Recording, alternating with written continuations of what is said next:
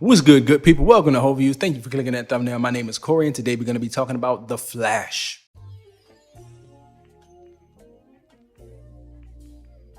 So this video is going to serve as the non-spoiler review. I'm going to talk about the movie and not give away any details, which is very difficult because there are so many Easter eggs and so many cool moments throughout the movie that as you watch them, you can't help yourself but want to talk about them. Just a lot of little things that happen that are really cool. But I'm going to do my best to describe the movie and talk about how good and bad this movie is without giving away any of the details. So let's get right into the big question. Is The Flash the best comic book movie at least this year? The answer is an astounding no. It's not better than Across the Spider-Verse. It's not better than Guardians. It's not better than Ant-Man to me in some categories. It's a more fun ride than probably Ant-Man, but still not more fun than the other two that I mentioned.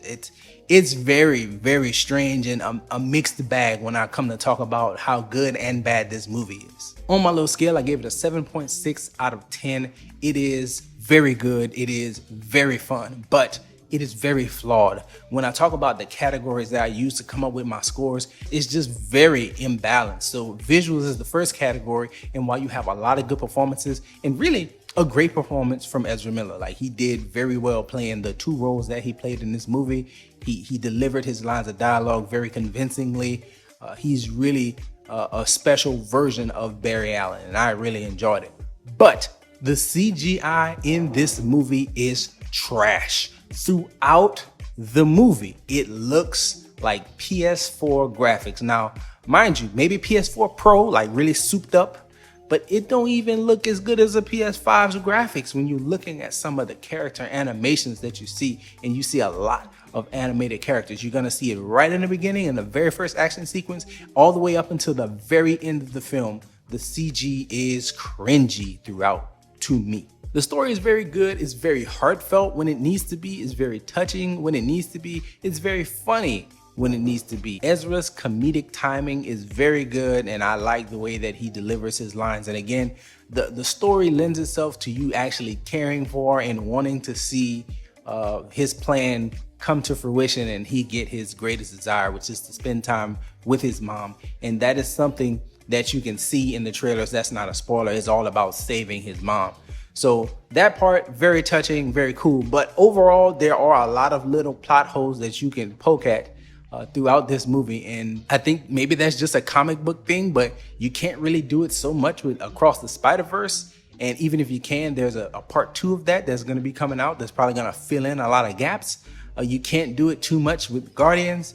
You maybe can do some plot hole poking in Ant-Man, but when I think about those three from the year, I think that The Flash is on even footing with Ant-Man as far as like cohesiveness of story. But graphically, I still feel like Ant-Man might have a foot up on him, and that's just being real.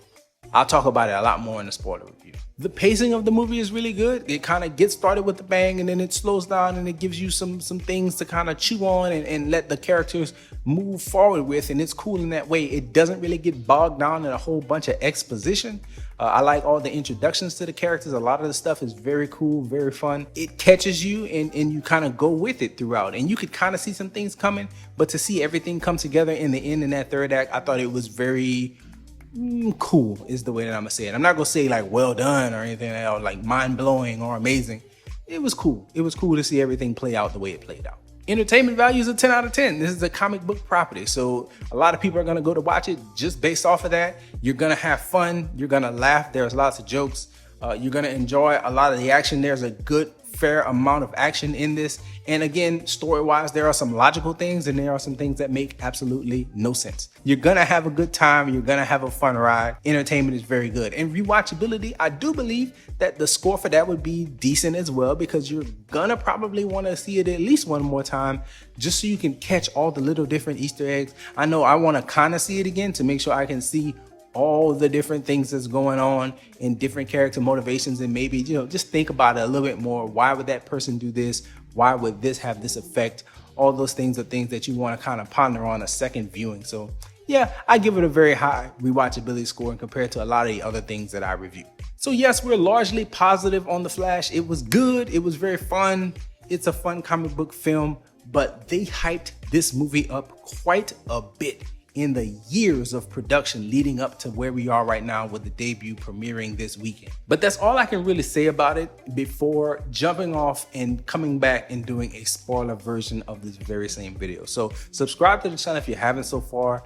Come back and check out the spoiler video. Please give me all your thoughts in that video or this one if you have thoughts about The Flash, because I thought it was good.